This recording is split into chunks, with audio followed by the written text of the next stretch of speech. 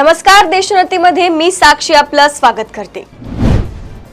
भारत आणि पाकिस्तान यांच्यातील तणावपूर्ण परिस्थिती सध्या निवळत चालली आहे। सध्या जम्मू काश्मीर, अमृतसर, जैसलमेर मधील परिस्थिती हळूहळू पूर्वपदावर येत आहे।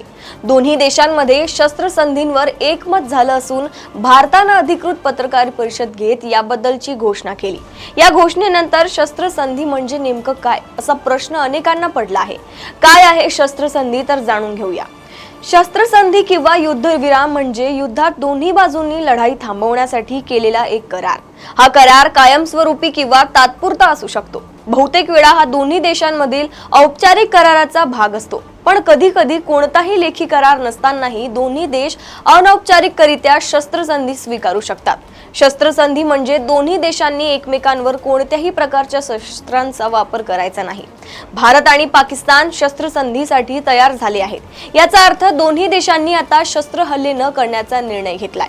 हा करार एक प्रकारचा सामंजस्यातून झालेला आहे। अनेकदा प्रदीर्घ काळ युद्ध सुरू असेल तेव्हा दोन्ही पक्ष अशा स्थितीत पोहोचतात जिथे कोणालाही पूर्ण विजय मिळवणं शक्य नसतं, तसेच कोणीही पूर्णपणे माघारही घेत नाही।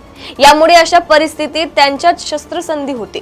ज्या ठिकाणी दोन्ही सेनांमध्ये संघर्ष सुरू असतो ती जागा त्यांची प्रत्यक्ष सीमा बनते। जरी दोन्हीपैकी कोणताही देश त्याला अधिकृत सीमा मानण्यास तयार नसला तरी अशा सीमांना युद्धबंदी रेषा म्हणतात।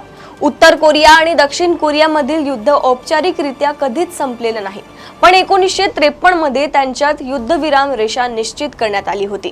ती आजही त्यांची सीमा आहे। 1965 च्या युद्धानंतर काश्मीरमधील भारत आणि पाकिस्तानच्या सीमेलाही युद्धविराम रेषा म्हटले जाते।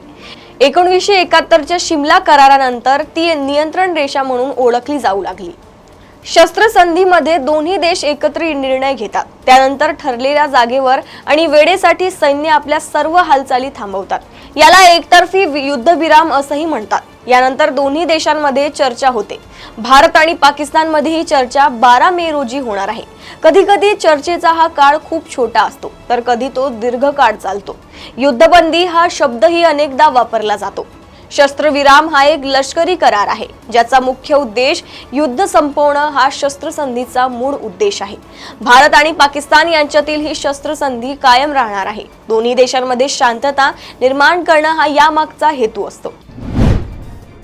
अशाच घडामोडी व अपडेट सोबत पुन्हा भेटूया देशोन्नतीमध्ये। बघत रहा देशोन्नती। नमस्कार।